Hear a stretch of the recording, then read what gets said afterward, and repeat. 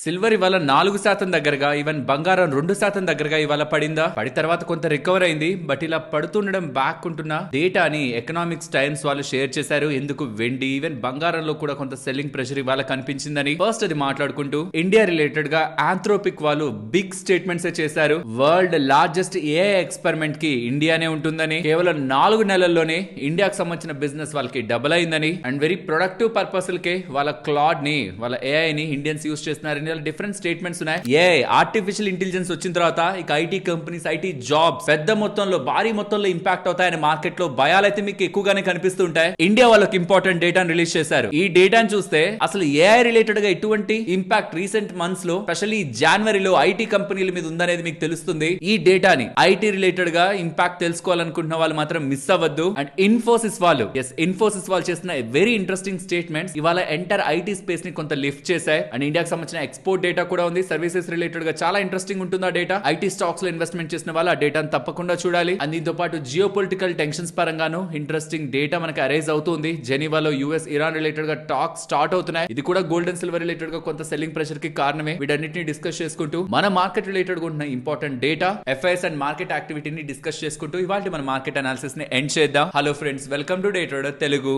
Good evening. ఇక్కడ గమనిస్తే వెండి కిలోకి 6,000 రూపాయల దగ్గరగా, బంగారం ప్రతి 10 గ్రాములకి 1460 రూపాయల దగ్గరగా తగ్గినట్లు మీకు కనిపిస్తుందా? కానీ ఒక పాయింట్ లో ఇక్కడ ఎంతైతే మీకు పడిందని కనిపిస్తుందో దానికి డబల్ పడింది, మళ్ళీ రికవర్ అయిపోయింది. ఎందుకు పడింది? గ్లోబల్ గా జియో పొలిటికల్ గా ఉన్న ఈవెంట్ ని ఫస్ట్ మాట్లాడుకుంటే యుఎస్ అండ్ ఇరాన్ మధ్యలో టాక్ స్టార్ట్ అయ్యాయి. జెనీవాలో వాళ్ళిద్దరి మధ్యలో డిస్కషన్ స్టార్ట్ అయ్యాయండ. ప్రాబబుల్లీ అది పాజిటివ్ వేలో వెళ్ళి ఇష్యూ సార్ట్ అవుట్ అయింది అనుకోండి. ఒక ఇంపార్టెంట్ ఇష్యూ ఉందని మార్కెట్ ఏదైతే భయపడుతూ ఈ బంగారం, వెండి కొంత పెరుగుంటాయో అది ఎండ్ అయిపోతే వాళ్ళిద్దరి మధ్యలో డిస్కషన్ సజావుగా జరిగి వాళ్ళిద్దరు ఒక ఒప్పందానికి వస్తే ఇష్యూ ఉండదు కదా. దేని కారణంగా అయితే పెరిగిందో దాని కారణంగా కొంత కూల్ ఆఫ్ అవ్వాలి బంగారం, వెండి. ఇది నార్మల్ అండ్ రెగ్యులర్ పాయింటే. కానీ ఎకనామిక్స్ టైమ్స్ వాళ్ళు ఏం చెప్తున్నారు చూడండి. ఇక్కడ ఎందుకు ఇవాళ వెండి పడింది అన్నదానికి ఇక్కడ చూడండి. Many Asian and US markets closed లో ఉన్నాయి. ఏషియాలో జపాన్ తప్పించి మిగిలిన ఏ మార్కెట్ కూడా ప్రెసెంట్ లేదు. ఈ లూనార్ న్యూ ఇయర్ కారణంగా చైనాలో అయితే వారం రోజులు క్లోజ్ లో ఉంటాయి. ఫెబ్ 23rd వరకు క్లోజ్ లో ఉంటాయి. 15th నుంచి 23rd వరకు క్లోజ్ లో ఉంటున్నాయి. అండ్ ఇన్ఫాక్ట్ ఇదే డేటా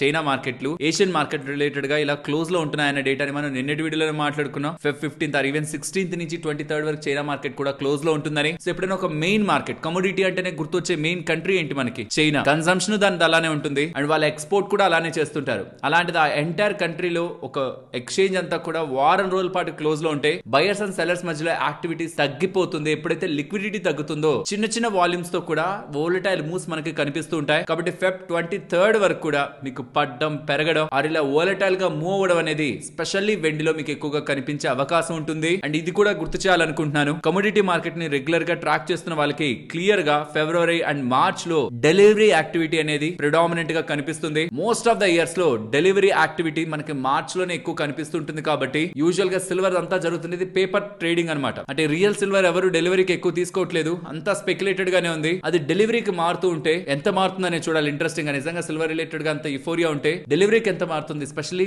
మార్చ్ మంత్ లో డెలివరీ యాక్టివిటీ సిల్వర్ ఎలా ఉంటుంది అన్నది మీరు మార్చ్ మంత్ లో రెగ్యులర్ గా ఈ అప్డేట్ ని చాలా దగ్గరలో వింటారు. ఫైనాన్షియల్ ప్లాట్ఫామ్స్ లో ఇండియాకి సంబంధించి, ఇంటర్నేషనల్ మార్కెట్స్ కి సంబంధించి సిల్వర్ ఒక డెలివరీ ఇలా ఉందనేది మార్చ్ లో మీరు ఆ డేటా పాయింట్స్ ని వింటారు. ఎవరైనా సిల్వర్ లో ఇన్వెస్ట్మెంట్ చేసిన వాళ్ళు ఆ డేటా పాయింట్ కోసం ట్రాక్ చేయండి. మెజారిటీ ఆఫ్ సిల్వర్ యాక్టివిటీ అంతా పేపర్ లో జరుగుతూ ఉంటుంది. అది ఆ రేషియో చూసారనుకోండి, ఆల్మోస్ట్ 408:1 వస్తుంది. సో మధ్యలో కనిపిస్తున్న చిన్న థిన్ లైన్ ఉంది చూసారా, అది ఫిజికల్ సిల్వర్. రెస్ట్ అంతా పేపర్ సిల్వర్ అనమాట. అంటే రియల్ గా సిల్వర్ కాదు, అది జస్ట్ కొని అమ్ముకోవడంలో ఉంటూ ఉంటుంది. ఎప్పుడైతే పేపర్ గా ట్రేడ్ అవుతున్న యాక్టివిటీ కాస్త ఫిజికల్ గా డెలివరీకి మారుతుంటుందో ఆ డేటా కూడా మనకి ఇంట్రెస్టింగ్ గా ప్రైస్ ని ఇంపాక్ట్ చేస్తూ ఉంటుంది. నెక్స్ట్ మార్కెట్ గురించి మాట్లాడుకునే ముందు ఇవాళ 2 విషయాలు ఉన్నాయి. ఇండియా రిలేటెడ్ గా ఏఐ సమిట్ ఉంది, జరుగుతుంది. దాని రిలేటెడ్ గా ఇంపార్టెంట్ డేటా ఉంది. బట్ దానికి ముందు లాస్ట్ కొద్ది రోజుల్లో I think 25 days stock, Infosys stock 19% దగ్గరగా పడింది.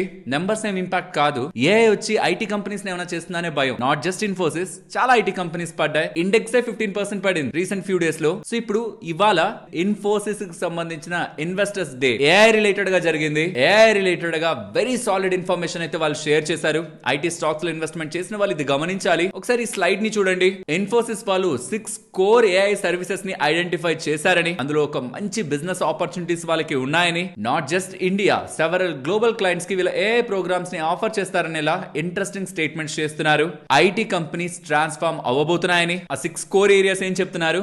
AI strategy and engineering, data for AI, process AI, agentic legacy modernisation, physical AI and AI trust, వీటిల్లో వీళ్ళకి ఆపర్చునిటీస్ కనిపిస్తున్నాయని అండ్ ఇన్ఫాక్ట్ ఆంథ్రోపిక్ వాళ్ళతో కూడా వీళ్ళు కొలాబరేషన్ ని అనౌన్స్ చేస్తూ AI సొల్యూషన్స్ ని అక్రాస్ ద ఎంటర్ప్రైజెస్ వీళ్ళు అందిస్తారని అండ్ ఇన్ఫాక్ట్ ఈ ఆంథ్రోపిక్ కి సంబంధించిన CEO and co founder Dario చేసిన స్టేట్మెంట్ చూడండి. ఇన్ఫోసిస్ రిలేటెడ్ గా AI ఉంది, AI నార్మల్ గా మనం అందరం వాడుకోగలుగుతున్నాం, కానీ ఎంటర్ప్రైజ్ లెవెల్లో పెద్ద పెద్ద కంపెనీ లెవెల్లో వాడుకోవడానికి చాలా గ్యాప్ ఉందని, ఆ గ్యాప్ ని ఇన్ఫోసిస్ లాంటి కంపెనీస్ ఫిల్ చేస్తాయని, specially telecom, financial services, manufacturing రంగాల్లో AI ని ఇంప్లిమెంట్ చేయాలంటే ఒక AI కంపెనీగా వాళ్ళ వల్ల కంటే కూడా ఒక ఎంటర్ప్రైజ్ లెవెల్లో ఎక్స్పర్టైజ్ ఉంటున్న కంపెనీస్ లైక్ ఈ ఐటీ కంపెనీస్ వల్లే అది అవుతుందని, కాబట్టి ఐటీ కంపెనీస్ AI కంపెనీస్ కలవాలని, కలిసి గ్రో అవ్వాలని తన స్టేట్మెంట్ చేస్తున్నారు. దీంతో ఇవాళ ఒక పాయింట్ లో స్టాక్ 3% పెరిగి ఫైనల్ గా ఒక 2% దగ్గరగా మంచిగా క్లోజ్ అయింది. అండ్ ఐటీ సర్వీసెస్ రిలేటెడ్ గా నోమ్రా వాళ్ళకి ఇంట్రెస్టింగ్ నోట్ ని రిలీజ్ చేశారు. వాల్యుయేషన్స్ అయితే ఒక మంచి వాల్యూ జోన్ లో ఉన్నాయని, 5-year యావరేజ్ పీ తో కంపేర్ చేస్తే 12-40% డిస్కౌంట్ లో కూడా ఐటీ కంపెనీస్ కనిపిస్తున్నాయని, బట్ ఏదైతే మార్కెట్ లో ఉంటున్న అన్సర్టనిటీ ఉందో అది సెటిల్ డౌన్ అయ్యాక విత్ ఐటీ కంపెనీస్ ఒక transformation combined with current valuations వీళ్ళకి ఐటీ కంపెనీస్ రిలేటెడ్ గా గ్రోత్ కనిపిస్తున్నట్టు, ఇన్ఫోసిస్, కాగ్నిజెంట్, కోఫోర్జ్, ఈక్లెక్స్ అనే కంపెనీస్ ని వీళ్ళు టాప్ కంపెనీస్ గా చూస్తున్నట్టు depending upon their business models వీళ్ళు షేర్ చేశారు. నందన్ నీల్కర్ణి గారు ఉన్నారు కదా ఇన్ఫోసిస్ రిలేటెడ్ గా non executive chairman of Infosys, తను AI రిలేటెడ్ గా ఒక బిగ్ ఆపర్చునిటీ ఐటీ కంపెనీస్ కి కనిపిస్తూ ఉందని, క్వశ్చన్ అడగాల్సిందల్లా AI కంపెనీస్ వచ్చి ఐటీ కంపెనీస్ ఏం చేస్తాయని కాదు, ఈ AI ని ఏ ఐటీ కంపెనీ అడ్వాంటేజ్ తీసుకొని గ్రో అవ్వాలనుకొని చూస్తుందని, ఇది ఆపర్చునిటీ రిస్క్ కాదని, లైక్ ఆర్డర్లు వస్తాయా పోతాయా అని కాదని, ఆ కంపెనీ AI ని ఎలా ఎగ్జిక్యూట్ చేస్తుందనే దాంట్లోనే రిస్క్ ఉంటుందని, దాన్ని వీళ్ళు ప్రాపర్ గా బ్యాలెన్స్డ్ గా ఎగ్జిక్యూట్ చేసుకుంటూ యాజ్ ఎ టీమ్ గా మీకు రీఅష్యూరెన్స్ ఇస్తున్నా ఇన్వెస్టర్స్ కి మనం రైట్ ట్రాక్ లో ఉన్నామని, భయపడాల్సిన అవసరం లేదని ఎలా ఐటీ కంపెనీస్ కి అండ్ ఐటీలో ఉన్న ఇండస్ట్రీలో ఉన్న వర్కర్స్ కి అండ్ ఇన్వెస్టర్స్ కి కూడా ఒక క్లారిటీ ఇవ్వడానికి వాళ్ళ ఇన్ఫోసిస్ వాళ్ళు ప్రయత్నించారు. ఈ ఆంథ్రోపిక్ వాళ్ళు రిలయన్స్ వాళ్ళతో పార్ట్నర్ అని అంటున్నారు, ఇన్ఫోసిస్ వాళ్ళతో పార్ట్నర్ అంటున్నారు, ఫైనలీ AI కంపెనీస్ అయితే డీప్ గా వెళ్తున్నాయి. బట్ అలా తీసుకువెళ్లడంలో ఈ ఐటీ కంపెనీస్ ఒక రోల్ పెద్దదిగా ఉంటుంది. అండ్ ఈవెన్ AI ని యూస్ చేసుకొని ఇప్పుడు ఇస్తున్న సర్వీసెస్ ని కూడా ఇంకా బెటర్ చేసుకుంటూ మోట్ ఉంటున్న బిజినెస్ ని కూడా బిల్డ్ చేసుకుంటారు. ఇది ఒక బిగ్ ఆపర్చునిటీ అనేలా కూడా ఇన్ఫోసిస్ వాళ్ళ స్టేట్మెంట్స్ కనిపిస్తున్నాయి. ఆంథ్రోపిక్ రిలేటెడ్ గా వచ్చిన స్టేట్మెంట్స్, ఇండియాలో వాళ్ళ బిజినెస్ లాస్ట్ 4 months లో, అంటే తను లాస్ట్ విజిట్ చేసిన దగ్గర నుంచి 4 months లో డబుల్ అయిపోయిందని, ఇండియాలో AI ని ప్రొడక్టివ్ గా వాడడానికి ఎక్కువగా ఇష్టపడుతున్నారని, వరల్డ్ అనే సెకండ్ లార్జెస్ట్ మార్కెట్ వాళ్ళకి ఇండియా అని, ఏదైనా AI రిలేటెడ్ గా ఎక్స్పెరిమెంట్స్ జరగాలంటే దానికి ఒక గ్రోత్, దాని పొటెన్షియల్ అన్లీష్ అవ్వాలంటే, దానిది టోటల్ గా ఫుల్ గ్రోన్ అవ్వాలంటే దానికి ఇండియన్ మార్కెట్ ఖచ్చితంగా నీడ్ అని, ఇండియాలో AI యొక్క వాడకం చాలా అగ్రెసివ్ గా పెరుగుతుందనేలా తన స్టేట్మెంట్స్ కనిపిస్తున్నాయి. బెంగళూరులో ఆఫీస్ ఓపెన్ చేశారు, ఫర్దర్ గా కూడా ఇండియాలో స్ట్రాంగ్ గా గ్రో అవ్వాలని ఇంటెన్షన్ వాళ్ళకు ఉంటున్నట్లు కూడా చెప్తున్నారు. ఇక్కడ గమనించండి, నేను మీకు ఇంట్రొడక్షన్ లో చెప్పాను కదా ఇంపార్టెంట్ డేటాని, ఇక్కడ మీరు గమనించండి. Ministry of commerce and industry వాళ్ళు ఒక ఇంపార్టెంట్ డేటాని షేర్ చేశారు. అందులో మీకు జనవరి మంత్ రిలేటెడ్ గా, జనవరి మంత్ 2026 రిలేటెడ్ గా ఇంపోర్ట్స్ అండ్ ఎక్స్పోర్ట్స్ డేటా ఉంటుంది. మర్చెండైజ్, సర్వీసెస్ రెండు కలిపి ఉంటాయి. మర్చెండైజ్ ని పక్కన పెడదాం, సర్వీసెస్ చూస్తే ఎక్స్పోర్ట్స్ $34.75 బిలియన్ నుంచి $43.9 బిలియన్ కి పెరిగింది. అంటే ఆల్మోస్ట్ 26% దగ్గరగా మన ఇండియాలోంచి ఎక్స్పోర్ట్స్ పెరిగాయి సర్వీసెస్ రిలేటెడ్ గా. సో ఐటీ రిలేటెడ్ గా ఒకవేళ బిజినెస్ 26% జంప్ కనిపించదే. So as per the latest data services industry impact అయినట్లు, భారీగా ఇంపాక్ట్ అయిపోతున్నట్లయితే మనకు కనిపించట్లేదు. గుడ్ ఎక్స్పోర్ట్ డేటానే మనకి మ్యాక్రో లెవెల్లో కనిపిస్తుంది. ఈ డేటాని యూజువల్ గా మనం నెగ్లెక్ట్ చేస్తూ ఉంటాం, ఎందుకంటే ఇవి most of the financial platforms లో పబ్లిష్ అవ్వదు కాబట్టి. కానీ మీరు మంత్లీ ఈ డేటాని అబ్జర్వ్ చేస్తే ఐటీ ఇండస్ట్రీ మీద నిజంగా ఎలాంటి ఇంపాక్ట్ ఉంటుందో మీరు ముందుగానే తెలుసుకుంటూ ఉండొచ్చు. బికాస్ మీకు రిజల్ట్స్ వచ్చేది 3 నెలలకు ఒకసారి. మార్చ్ నెలలో మీకు కనిపిస్తుంది ఈ డేటా. మార్చ్ ఎండెడ్ లో జనవరి, ఫిబ్రవరి, మార్చ్ డేటా మీకు అప్పుడు కనిపిస్తుంది. కానీ మీరు జనవరి మంత్ లో ఎక్స్పోర్ట్ డేటా చూసినా, ఫిబ్రవరి మంత్ లో ఎక్స్పోర్ట్ డేటా చూసినా, ఈవెన్ మార్చ్ రిజల్ట్స్ కు ముందే ఎక్స్పోర్ట్ డేటా చూసినా, ఎక్స్పోర్ట్స్ ఎలా ఉన్నాయి సర్వీసెస్ రిలేటెడ్ గా, అది మీకు ఒక ఇండికేషన్ ఇస్తుంది దట్ నెంబర్స్ ఎలా ఉండొచ్చు అని. ఓవరాల్ ఇండస్ట్రీ వైజ్ గా ఇది కేవలం సర్వీసెస్ కనే కాదు, ప్రతి ఒక్క ఇండస్ట్రీలో కూడా మెజారిటీ ఎక్స్పోర్ట్ డేటా మనకి మంత్లీ పబ్లిష్ అవుతూ ఉంటుంది. కెమికల్స్ రిలేటెడ్ గా, ఫార్మా రిలేటెడ్ గా అండ్ ఈవెన్ వివిధ సెక్టార్స్ రిలేటెడ్ గా కూడా ఎక్స్పోర్ట్ డేటా రిలీజ్ అవుతూ ఉంటుంది. ఓపిక ఉండి మనం ట్రాక్ చేయగలిగితే నెంబర్స్ కి ముందే ఎంటైర్ ఇండస్ట్రీ రిలేటెడ్ గా ఎటువంటి బజ్ ఉంది, లాస్ట్ ఇయర్ తో కంపేర్ చేస్తే ఎటువంటి బిజినెస్ ఉంది, మనం ఒక రఫ్ గా ఒక ఐడియాకి అయితే రావచ్చు. బట్ అల్టిమేట్ గా మీరు కంపెనీలో ఇన్వెస్ట్మెంట్ చేస్తుంటే ఆ కంపెనీ ఎంత ఆపర్చునిటీని తీసుకోగలిగింది, అది ఇండివిజువల్ లెవెల్ కి వెళ్ళి చూడాలి. బట్ ఎంటైర్ ఇండస్ట్రీ గురించి నేను చెప్తున్నది. నెక్స్ట్ ఇవాళ ఫ్రెంచ్ ప్రెసిడెంట్ ఇండియా ఒక విజిట్ అయితే ఉంది. ఇవాళ తను వచ్చారు, నరేంద్ర మోడీ గారితో మీటింగ్ అయింది. హైలీ అడ్వాన్స్డ్ డిఫెన్స్ రిలేటెడ్ గా deals India and France related గా కుదురుతాయని కూడా మార్కెట్ ఎక్స్పెక్ట్ చేస్తూ ఉంది. బట్ డీటెయిల్స్ ఇంకా మనకి రాలేదు. చెప్పాను కదా గ్లోబల్ మార్కెట్స్ అన్ని కూడా హాలిడేలో ఉన్నాయి, ఒక్క జపాన్ తప్పించి rest of the markets close లో ఉంటున్నాయి. ఉన్నాయి. అండ్ ఎఫ్ఐఎస్ ఒక షార్ట్స్ 80% దగ్గరగా ఉన్నాయి. అండ్ ఎఫ్ఐఎస్ నిన్న ఆల్మోస్ట్ 900 crore దగ్గరగా సెల్ చేసినట్లు మీకు డేటా కనిపిస్తుందా? నేను వీడియో చేస్తున్న టైంలో ఎన్ఎస్సీ వచ్చింది, తర్వాత బిఎస్సీ ఎన్ఎస్సీ కలుపుకుంటే 972 crore దగ్గరగా సెల్లింగ్ కనిపిస్తుంటుందా? బట్ ఇప్పుడు ఇవాళ 17th February total NSE, BSE and MSEI మొత్తం అన్ని క్యాపిటల్ మార్కెట్ సెగ్మెంట్ లో ఉంటున్న ఎఫ్ఐఎస్ ఒక యాక్టివిటీ 995 crore పాజిటివ్ గా ఉంది. సుమారు 1000 crore పాజిటివ్ గా ఉంది. డిఐఎస్ది 187 crore దగ్గరగా పాజిటివ్ లో ఉంది. ఇద్దరు ఇవాళ నెట్ బయర్స్. సో అగైన్ వాళ్ళు బై సైడ్ కి అయితే కనిపిస్తున్నారు. సో ఇది ఎంత ఈజీగా లేదు మనకి మార్కెట్ లో, చాలా టైం బ్యాక్ అంత ఈజీగా వాళ్ళు సెల్ చేయడం స్టార్ట్ చేసిన తర్వాత మళ్ళీ పాజిటివ్ సైడ్ చాలా రేర్ గా కనిపించేవాళ్ళు, కానీ ఇప్పుడు చాలా ఫ్రీక్వెంట్ గానే బయింగ్ సైడ్ కనిపిస్తున్నారు. 1-2 రోజులు సెల్లింగ్ సైడ్ వెళ్తున్నా, అది కూడా ఏఐ కారణంగా. ఐటీ స్టాక్స్ ఒక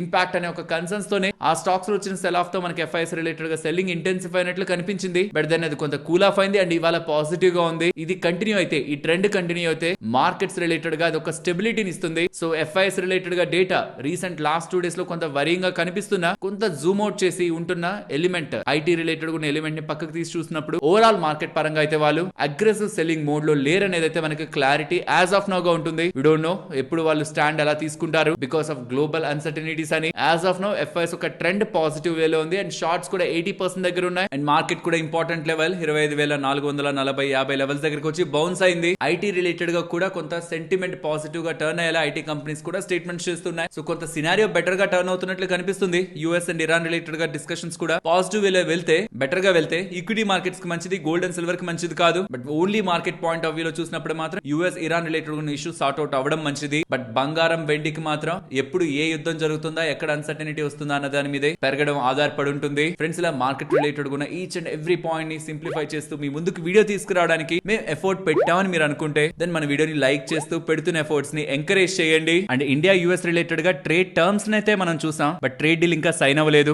ఇది నేను చాలా టైం బ్యాక్ అప్డేట్ చేశాను. ట్రేడ్ డీల్ అయిపోయింది అనుకుంటున్నా, బట్ ట్రేడ్ టర్మ్స్ మాత్రమే మనకు వచ్చాయి. డీల్ మనకి మార్చ్ లో సైన్ అవుతుంది అనుకున్నా. ఇన్ఫాక్ట్ ఈ సేమ్ డేట్ ఇవాళ సిఎన్బిసి వాళ్ళు కూడా చెప్తున్నారు మార్చ్ 2026 లోనే లీగల్ గా ఈ ఇరు కంట్రీస్ రిలేటెడ్ గా ఉన్న ట్రేడ్ అగ్రిమెంట్ జరుగుతుందని. అండ్ దీని రిలేటెడ్ గా కామర్స్ సెక్రటరీ అయిన రాజేష్ అగర్వాల్ గారు మన ఇండియా టీమ్ ఒకటి యుఎస్ కి నెక్స్ట్ వీక్ లో విజిట్ అయ్యి దీని ఒక లీగల్ అగ్రిమెంట్ ని ఇనిషియేట్ చేస్తుందని, వర్చువల్ గా ఇరు కంట్రీస్ యాక్సెప్ట్ చేశాయి, బట్ ఇది ఫైనలైజేషన్ నెక్స్ట్ కమింగ్ వీక్స్ లో అవుతుందని రాజేష్ అగర్వాల్ గారు స్టేట్మెంట్స్ కనిపిస్తూ ఉన్నాయి. నెక్స్ట్ డెలివరీ వాళ్ళు ఉన్నారా, వాళ్ళు వాళ్ళ ఫ్లీట్ కోసం, అంటే డెలివరీ అంటే మనకి కొరియర్ రిలేటెడ్ గా సర్వీసెస్ అందించే కంపెనీ, మరి వాళ్ళు వెహికల్స్ లో తిరగాలి కదా, డెలివరీ బాయ్స్ వెహికల్స్ లో తిరగాలి కదా. స్పెషల్లీ నాట్ ఓన్లీ 2 wheelers, వీళ్ళు 3 wheelers ని వాడతారు, 4 wheelers ని కూడా వాడతారు. దానికోసం వీళ్ళు ఒక కంపెనీతో, ఈవీ కంపెనీతో టైఅప్ అయి ఎలక్ట్రిక్ వెహికల్స్ ని పర్చేస్ చేస్తున్నారు బిజినెస్ కోసం ఇలా అప్డేట్ చేస్తున్నారు. ఆల్రెడీ వీళ్ళ దగ్గర ఒక 1000 దగ్గరగా electric 2 wheeler, 3 wheeler and 4 wheeler vehicles ఉన్నాయని, ఫర్దర్ గా కూడా న్యూ స్టార్ట్అప్ ఈవీ స్టార్ట్అప్ పైన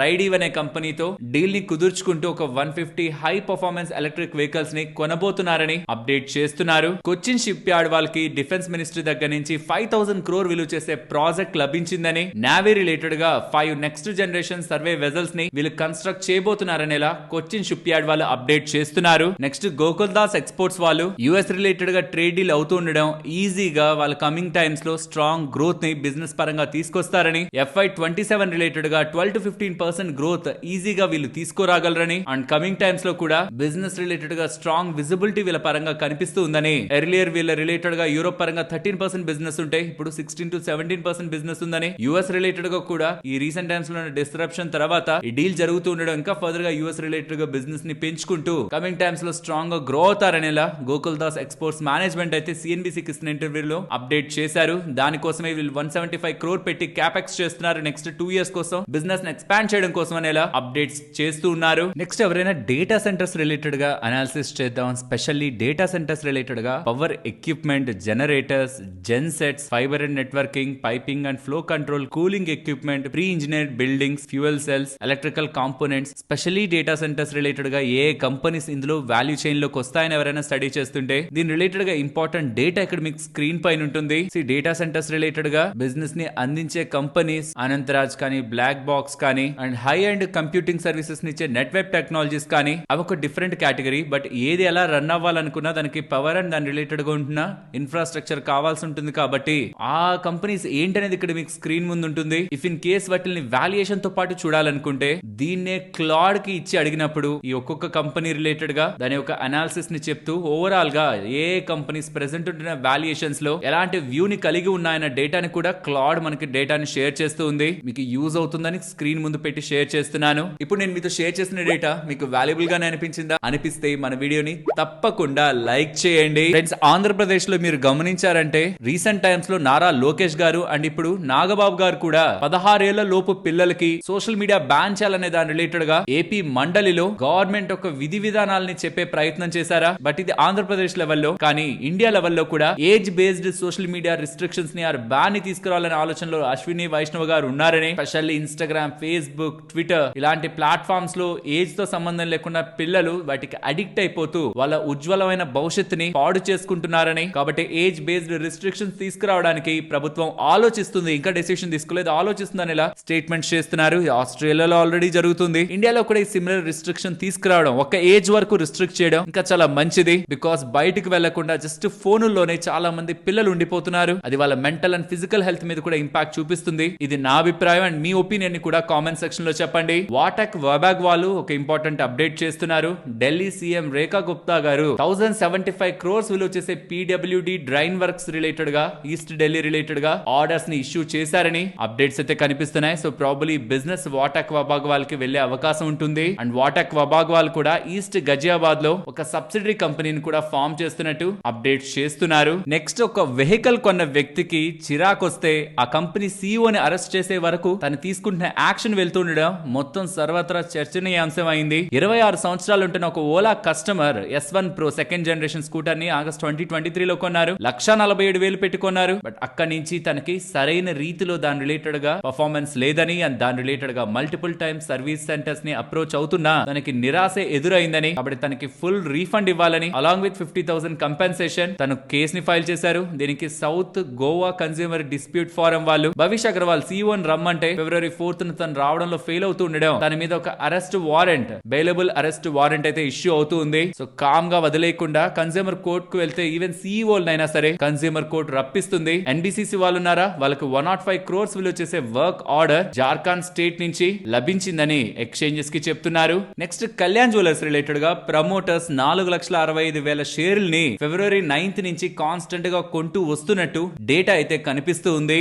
సో ఈ రీసెంట్ టైమ్స్ లో కళ్యాణ్ జ్యువెలర్స్ రిలేటెడ్ గా కనిపించిన ఫాల్ లో ప్రమోటర్స్ వాటాని కొంటున్నట్టు సిఎన్బిసి వాళ్ళు అప్డేట్ చేశారు. నెక్స్ట్, మారుతి విటారా ఉందా, దాని యొక్క ఎలక్ట్రిక్ వెర్షన్ ఈ విటారా లాంచ్ అవుతూ ఉంది. ఇది ఇంటరాక్టివ్ బేస్ ప్రైస్ 11 lakh కి దీన్ని లాంచ్ చేశారు. ఈవీ వెహికల్స్ లో మారుతి వాళ్ళు కూడా కొంత స్ట్రాంగ్ ప్రెజెన్స్ ని ఇవ్వడానికి ప్రయత్నిస్తూ ఉన్నారు. చూడాలి మరి సేల్స్ ఎలా ఉంటున్నాయన్నది. ఈ సెగ్మెంట్ లో వీల్ హిట్ అవుతూ ఉంటే అది M&M రిలేటెడ్ గా, టాటా రిలేటెడ్ గా కొంత టఫ్ కాంపిటీషన్ అవుతుంది. నెక్స్ట్, కేఎన్ఆర్ కన్స్ట్రక్షన్స్ గురించి మాట్లాడుకోవాలి. వీళ్ళకి అసెస్మెంట్ ఇయర్ 2021 రిలేటెడ్ గా 18 crore దగ్గరగా రీఫండ్ వచ్చింది. బట్ దానికంటే ఇంపార్టెంట్ గా వీళ్ళకి 2,163 crores విలువ చేసే elevated corridor project Chennai related గా లభించిందని, నెక్స్ట్ 3 years లో 1095 days లో ఇది కంప్లీట్ చేస్తారని, దాని రిలేటెడ్ గా 5 years ఆపరేషన్స్ మెయింటెనెన్స్ కూడా వీలే హ్యాండిల్ చేస్తారనేలా అప్డేట్ చేస్తూ ఉండడమే స్టాక్ ఇవాళ 5% పెరగడానికి కారణం. నెక్స్ట్, అదానీ ఎంటర్ప్రైజెస్ వాళ్ళు $100 billion ఇన్వెస్ట్మెంట్ ని 2035 లోపు ఇండియాలో చేస్తూ రెన్యూవబుల్ ఎనర్జీ ప్రాజెక్ట్స్ రిలేటెడ్ గా స్ట్రాంగ్ గా ఎక్స్పాండ్ అవుతారనేలా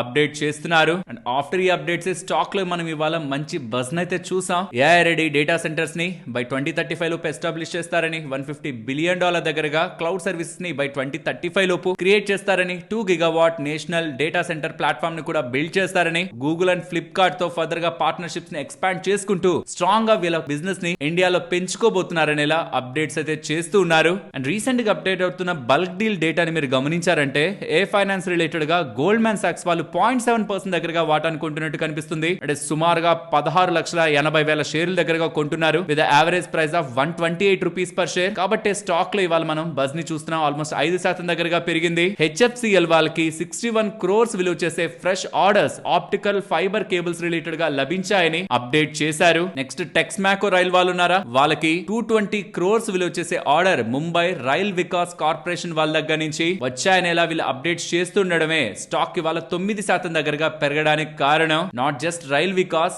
సదరన్ వెస్టర్న్ రైల్వే వాళ్ళ దగ్గర నుంచి కూడా వీళ్ళకి ఆర్డర్స్ లభిస్తూ ఉన్నాయి. అదొక 28 crores విలువ చేసే ఎలక్ట్రిఫికేషన్ ఇన్ఫ్రాస్ట్రక్చర్ ఆర్డర్. ఎస్ఆర్ఎఫ్ లో దాని యొక్క ప్రమోటర్ అయిన కామా హోల్డింగ్స్ వాళ్ళు 3% దగ్గరగా వాటాని అమ్మబోతున్నారనేలా, ఇది కూడా ఓపెన్ మార్కెట్ లో బై మార్చ్ 2027 లోపు అమ్మబోతున్నారనేలా అప్డేట్స్ కనిపిస్తున్నాయి. ఆఫ్టర్ ఈ డేటా స్టాక్ ప్రైస్ లో మనకి సెల్లింగ్ ప్రెషర్ ఎస్ఆర్ఎఫ్ లో అయితే కనిపించింది. నియర్లీ 4% శాతం దగ్గరగా స్టాక్ అయితే పడింది. వెరస్ కామా హోల్డింగ్స్ ఎవరైతే అమ్మబోతున్నారో ఆ స్టాక్ మాత్రం 4 శాతం దగ్గరగా పెరిగింది. సరే మరి నేను ఉండనా, మరొక ఇంట్రెస్టింగ్ వీడియోతో మళ్ళీ మీ ముందుకు వస్తాను. అంతవరకు టేక్ కేర్, జై హింద్.